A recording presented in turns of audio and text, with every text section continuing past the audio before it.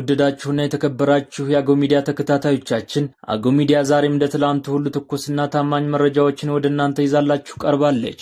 ሰናይ ቆይታ እንዲሆንላችሁ አገው ሚዲያ እየተመኘች በቅድሚያ ማበይት ርዕሶችን እነሆ። በአማራ ክልል ባዊ ብሔረሰብ ዞን ጃዊ ወረዳ ህፃናትና ንጹሃን አርሶ አደሮች እየተጨፈጨፉ መሆኑ ተገልጿል። ሲም ካርድን በመጠቀም ፈንጂዎችን ለማፈንዳት ሲንቀሳቀሱ የነበሩ ተጠርጣሪዎችን ይያለሁ ሲል የጎንደር ከተማ ሰላምና ጸጥታ መምሪያ አስታወቀ። የኢትዮጵያ መንግስት የተለያዩ ጉዳዮችን እያነሳ ሲሆን የአማራ ክልል መንግስት ደግሞ ሐሰተኛ የትምህርት ማስረጃን የማረጋገጥ ስራ ሲጀምር አዲስ አበባ ከተማ አስተዳደር በበኩሉ የወሰን ማስከበር ስራ የፕሮጀክቶችን አፈጻጸም የሚያጓትት ቀዳሚ ችግር ነው ሲል ገልጧል። በአውሮፓ ውስጥ በቱጃሩ ሰው የፖለቲካ አመለካከት የተነሳ የቴስላ ተሽከርካሪ ሽያጭ 28.2 በመቶ ቀንሷል ተባለ።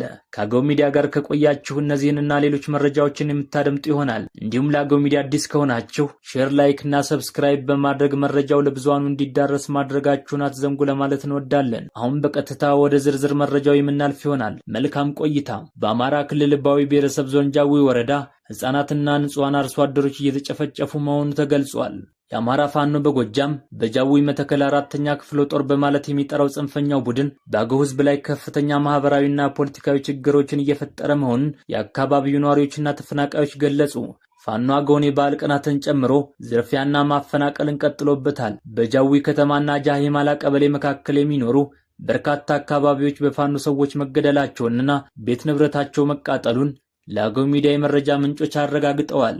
ፋኖ እስካሁን ድረስ የጃሂማላ ማህበረሰብን በማፈናቀልና በማሳደድ የትንሣኤ በዓልን ሳያከብሩ ቀርተዋል። ይባስ ብሎም ንጹሃንን ከቀያቸው በማፈናቀል በከተማ ውስጥ ያሉ ከነጋዴ መካዝኖች እስከ ግለሰብ ድረስ የቤትና የቁም እንስሳትን ሲዘርፍ ሰንብቷል ሲሉ የደረሰባቸውን ግፍና በደል ገልጸዋል። ከዚሁ ጋር በተያያዘ በቀን 16/08/2017 ዓ.ም የአማራ ፋኖ በጎጃም ጃዊ መተከል 4ኛ ክፍለ ጦር ጥምር ጦር ብሎ ራሱን የሚጠራው ጽንፈኛው ቡድን የንጹሃን አርሶ አደሮችን ብዙ ቤት አቃጥሎ ከ10 የማያንሱ ንጹሃንን ደግሞ ገድሏል። ብዙ ንጹሃን አገዎችን ደግሞ ከባድ ቁስለኛ አድርጓቸዋልም ተብሏል። ሲም ካርድን በመጠቀም ፈንጂዎችን ለማፈንዳት ሲንቀሳቀሱ የነበሩ ተጠርጣሪዎችን ይያለሁ ሲል የጎንደር ከተማ ሰላምና ጸጥታ መምሪያ አስታወቀ። የጎንደር ከተማ አስተዳደር ሰላምና ጸጥታ መምሪያ ሲም ካርድ በመጠቀም ፈንጂዎችን በማፈንዳት የህብረተሰቡን ሰላም ለማደፍረስ ሲንቀሳቀሱ የተገኙ 3 ተጠርጣሪዎችን ይያለሁ ብሏል።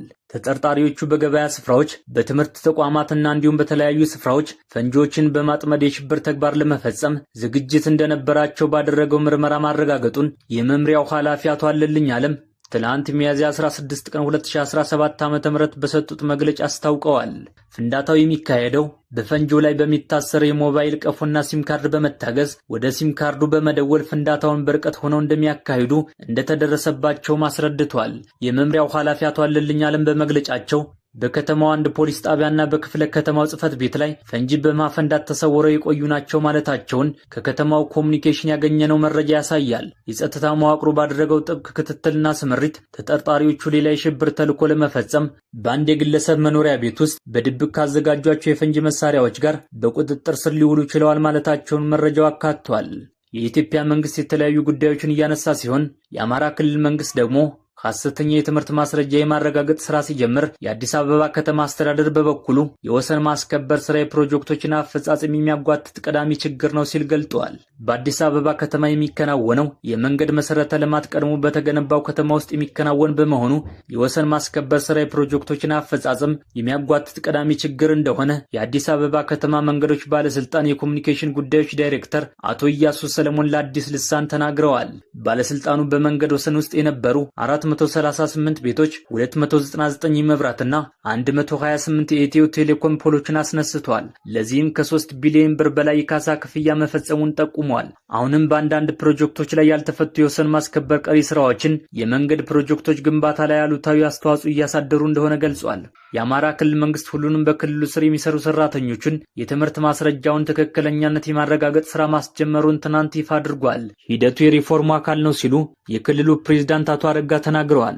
በኦሮሚያ ክልል ደግሞ ግብርናውን በማዘመን ምርትና ምርታማነትን ለማሳደግ እየተሰራ እንደሆነ ተገልጿል። የኦሮሚያ ክልል የግብርናና ትራንስፎርሜሽን ምክር ቤት 3ኛ ጉባኤ በክልሉ ርዕሰ መስተዳድር ጽሕፈት ቤት እየተካሄደ ይገኛል። በጉባኤው የክልሉ ርዕሰ መስተዳድርና የምክር ቤቱ ሰብሳቢ አቶ ሽመልስ አብዲሳ የግብርና ሚኒስትር ዶክተር ግርማ መንቴ እንዲሁም ሌሎች የፌዴራልና የክልል ባለስልጣናት ተገኝተዋል። ምክትል ጠቅላይ ሚኒስትር ክቡር ተመስገን ጥሩነህ ደግሞ ኢትዮጵያ በኢንቨስትመንት ዘርፍ ለቻይናውያን ባለሀብቶች ምቹ መሆኗን ምክትል ጠቅላይ ሚኒስትር ተመስገን ጥሩነህ ለመገናኛ ብዙሃን ገልጸዋል። ምክትል ጠቅላይ ሚኒስትሩ የቻይና ሕዝብ የፖለቲካ ምክክር ጉባኤ ብሔራዊ ኮሚቴ የቻይና የኢንዱስትሪና የንግድ ፌዴሬሽን ሊቀመንበር ጋዊን ሎግንና የልኡካን ቡድናቸው ጋር ተወያይተዋል። በውይይታቸውም በኢትዮጵያና በቻይና መካከል ያለውን ንግድ ለማጠናከር እንሰራለን ብለዋል። በአውሮፓ ውስጥ በቱጃሩ ሰው የፖለቲካ አመለካከት የተነሳ የቴስላ ተሽከርካሪ ሽያጭ 28.2 በመቶ ቀንሷል ተባለ። በአውሮፓ ውስጥ አዲስ የመኪና ሽያጭ ከአንድ ዓመት በፊት በመጋቢት ወር ከነበረው 28.2 በመቶ ቀንሷል። በወር ውስጥ ምንም እንኳን አጠቃላይ ሽያጩ በወር ውስጥ 23.6 በመቶ እንደጨመረ የአውሮፓ አውቶሞቢል አምራቾች ማህበር ኤስኢኤ መረጃ አሳይቷል። በአውሮፓ ውስጥ አጠቃላይ አዲስ የመኪና ሽያጭ በወር ውስጥ 2.8% ከፍ ብሏል። እንዲሁ በእንግሊዝና በስፔን ደግሞ በ2% ከፍ ብሏል። የእነዚህ ተሽከርካሪዎች ታሪፍ መጨመሩ የነዳጅና የናፍጣ መኪናዎች ውድቀትን እንደሚያካክስ መረጃው አመላክቷል። በአውሮፓ የቴስላና የኤሌክትሪክ ተሽከርካሪ የሽያጭ ማሽቆልቆል ከቻይና ጋር ያለው ፉክክር እየበረታና አንዳንዶቹ በፖለቲካዊ አመለካከቱ ላይ ተቃውሞ በማሳየታቸው አሽከርካሪዎቹ የኤለን መስክን የኤሌክትሪክ መኪና ከመግዛት እየተቆጠቡ ይገኛል። አውሮፓውያን የመኪና አምራቾችም ከቻይና ጋር ያለውን ፉክክር እየታገሉ ሲሆን በሀገር ውስጥ ገበያ ከፍተኛ ወጪ ቢኖርም ዋጋውን ለማውረድ እያጠኑ እንደሚገኙ ተገልጿል።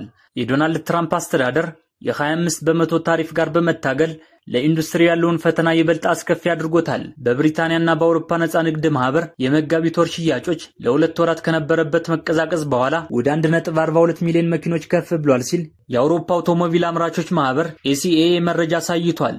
በቮልስዋገንና ሬኔ የተመዘገቡት የተሽከርካሪ ሽያጭ በ10.3 በመቶና በ13 በመቶ ጭማሪም አሳይቷል። እንዲሁ በአውሮፓ የቴስላ ሽያጭ ለ3 ተከታታይ ወራትም ቀንሷል። ከዓመታት በፊት ከነበረው 28.2 በመቶ ሲቀንስ የጠቅላላ ገበያ ድርሻው ደግሞ ከአንድ ዓመት በፊት ከነበረበት 2.9 በመቶ ወደ 2 በመቶ ቀንሷል ተብሏል።